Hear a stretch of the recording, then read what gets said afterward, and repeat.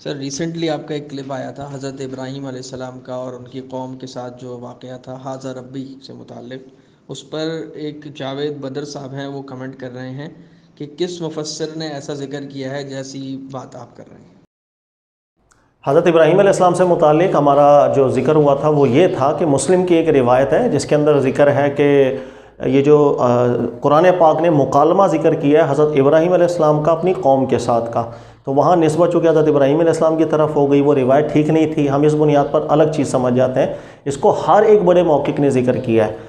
کئی مفسرین ہیں وہ اس روایت کو جو سمجھ نہ سکے وہ بالکل اپنی تفسیر میں لے کر آ گئے کہ حضرت ابراہیم علیہ السلام کا توحید پر استدلال کرنے کا پورا قرآن نے ذکر کیا ہے، لیکن جتنے محققین علماء انہوں نے رد کیا، شیخ ابن تیمیہ صاحب کو پڑھیں، ابن القیم صاحب کو پڑھیں، ابن کثیر، دیگر کئی علماء کو پڑھیں، ان سب نے واضح کیا ہے کہ یہ بحیثیت مکالمہ ہی قوم کے ساتھ حضرت ابراہیم علیہ السلام کی حجت ہے جو قرآن ذکر کر رہا ہے۔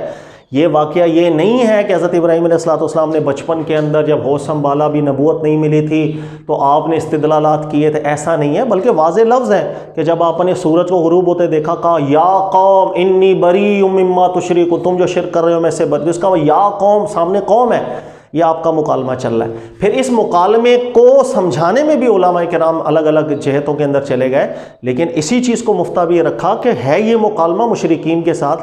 قرآن پاک کو آپ پڑھیں، قرآن خود بیان کر رہا ہے کہ سامنے قوم ہے، حضرت ابراہیم علیہ السلام کے ساتھ ان کا مکالمہ چل رہا ہے۔ ہاں پھر یہ ضرور ہوا کہ کئی علماء نے ذکر کیا کہ قالا، جس طرح میں نے سمجھایا تھا کہ پہلا قول قوم کا تھا، اگلا جملہ ابراہیم علیہ السلام کا تھا، اس طرح مکالمہ چل رہا ہے کہ ان کی قوم نے کہا، کیونکہ پیچھے ذکر ہے نا حضرت ابراہیم علیہ السلام نے اپنے والد سے فرمایا کہ انی اراک وقومک فی ضلال مبین، آپ کو اور آپ کی قوم دونوں جو ہے وہ واضح گمراہی کے اندر جا چکے ہیں۔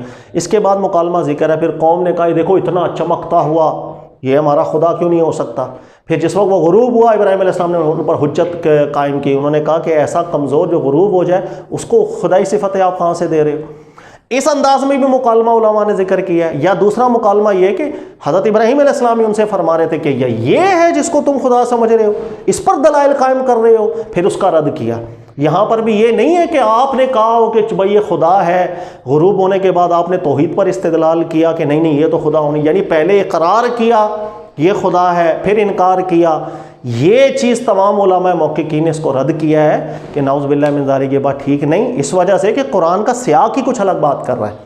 پہلے قرآن پاک ابراہیم علیہ السلام کو پوری ملاکوت دکھانے کی بات کر رہا ہے، لیکون من الموقنین کا ذکر کر رہا ہے کہ آپ یقین کے اعلیٰ درجے پر قائم تھے، پھر اس واقعے کو قرآن پاک ذکر کر رہا ہے، سامنے قوم کا مخاطب بھی قرآن ذکر کر رہا ہے، لہذا قرآن پاک جس انداز میں بیان کر رہا ہے بالکل واضح ہے۔ جو تفسیر غلط ہے اس کو علماء واضح کر چکے ہیں، میں نے کچھ حوالے آپ کو دیا، پڑھیے گا انشاءاللہ کلیئر ہو جائے گا۔ سر اگلا سوال ابرار حسین کرتے ہیں کہ یہ پچھلے جو آپ کا کمنٹ، آپ نے جو سوال کا جواب دیا تھا خواتین کے بالوں کے کاٹنے کے حوالے سے، تو اس پہ یہ کمنٹ کر رہے ہیں کہ بالوں کے کاٹنے کا حوالہ پیش کر دیجئے جو آپ نے حدیث بیان کی تھی۔ اس میں حدیث میں نے بیان کی تھی، اللہ کے نبی صلی اللہ علیہ وسلم کی مبارک مقدس ازواج جو تھیں وہ رسول اللہ صلی اللہ علیہ وسلم کی وفات مبارکہ کے بعد بالوں کو کٹوا دیا کرتی تھی۔ تو یہ مسلم کی روایت ہے، اور مجھے جہاں تک یاد آ رہا ہو 320 نمبر حدیث ہے، اور یہ میں بول بھی دوں گا کہ سامنے آپ کے لکھا ہوا بھی آ جائے ریفرنس، آپ دیکھ لیجئے گا، اس میں الفاظ بھی ہیں کہ ازواج النبی صلی اللہ علیہ وسلم یأخذن برؤوسہن، وہ اپنے بالوں کو بالکل کٹوا دیا کرتی تھی، حتیٰ تکون کالوفرا، حتیٰ کہ وہ بالکل چھوٹے کاندوں کے قریب بھی آ جایا کرتے تھے۔ لیکن ایک چیز کو سمجھنا ضروری ہے، وہاں تو میں نے یہ چیز سمجھائی تھی کہ بالوں کو کاٹنے میں ہمارے دین کو کوئی مسئلہ نہیں ہے، صرف اس کی کچھ شرائط تھی جس کو خیال ہم نے رکھنا ہے۔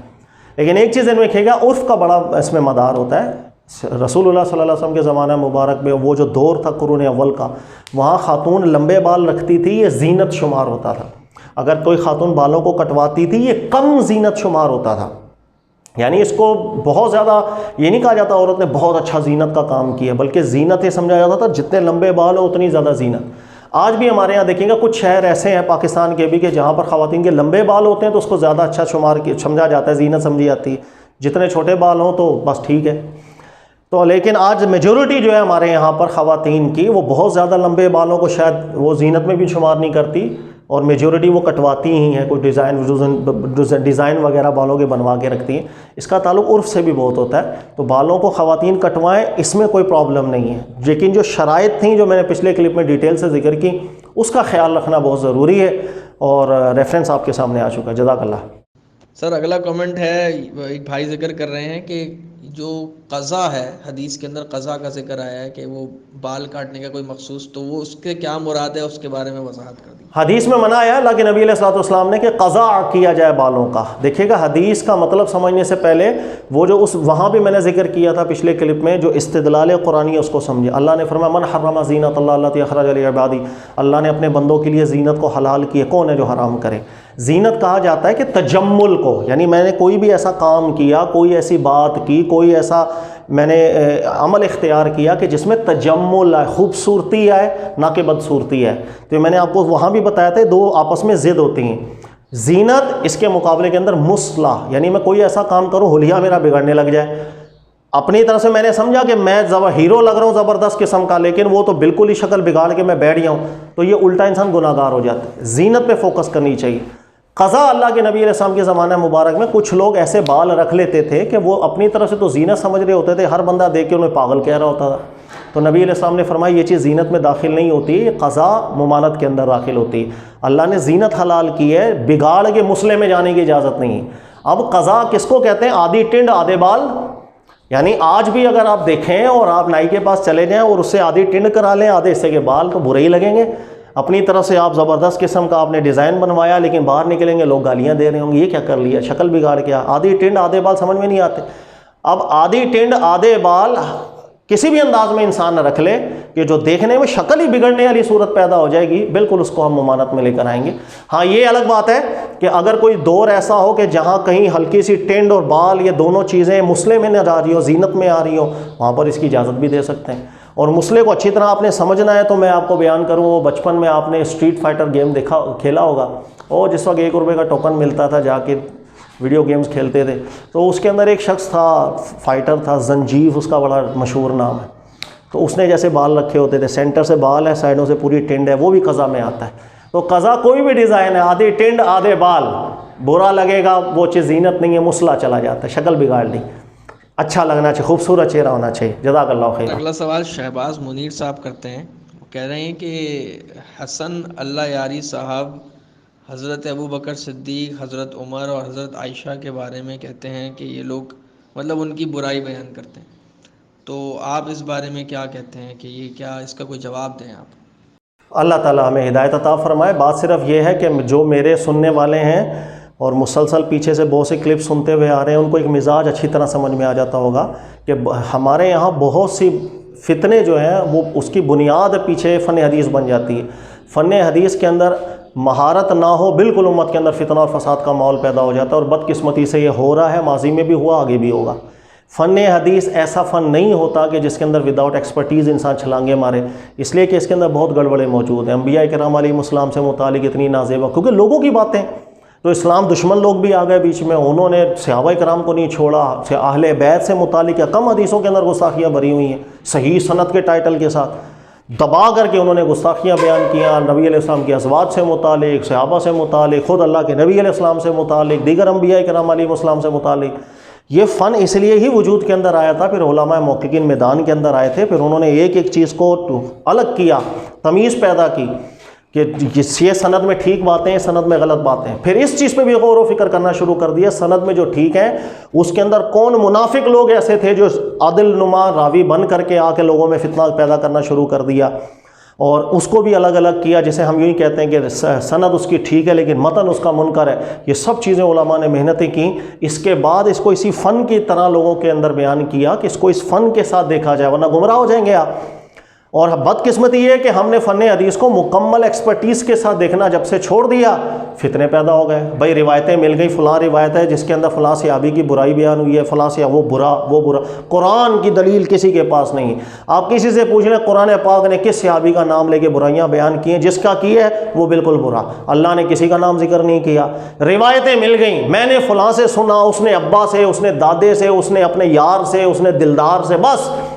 حالانکہ ان جتنی روایتیں ایسی ہیں جس میں کریکٹر ایسیسینیشن موجود ہو صحابہ کی، اللہ کے نبیوں کی کسی مبارک ہستی کی ان میں سے ایک بھی حدیث صحیح نہیں ہے، یا سند میں اس کا مسئلہ ہے یا متن میں اس کا مسئلہ ہے، سب کو علماء اٹھا کے سائڈ پہ کر چکے ہیں۔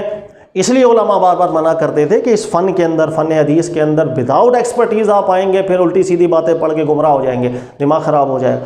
اور یہی ہے، یہ فتنہ فن حدیث کی بنیاد پر ہی آتا ہے۔ تو یہ میں انصاف کی بات کریں، بڑے بڑے ہر صحابی سے متعلق گند آپ کو ملے گا روایتوں میں، اہل بیت اطہار سے متعلق بھی گند ملے گا آپ کو روایتوں کی، کم گند بھرا ہوا ہے، بہت ہے بھرا ہوا۔ تو اب میں کیا کروں کہ اگر میں انصاف پسند نہ ہوں تو میں کیسی روایتیں بیان کر کے لوگوں میں فتنہ پیدا کروں؟ یار یہ دیکھو جی، قرآن جس کو کہہ رہا ہے پاک لوگ ہیں، یہ تو حرکتیں دیکھو روایتوں کے اندر کتنی بری آئی ہیں۔ مجھے اللہ کا خوف کرنا چاہیے۔ جو لوگ رسول اللہ صلی اللہ علیہ وسلم کے ساتھ رہے ہیں، جنہوں اللہ سب جانتا ہے کون مومن تھا کون منافق ہے، اللہ کے فیصلے اللہ کو کرنے دو۔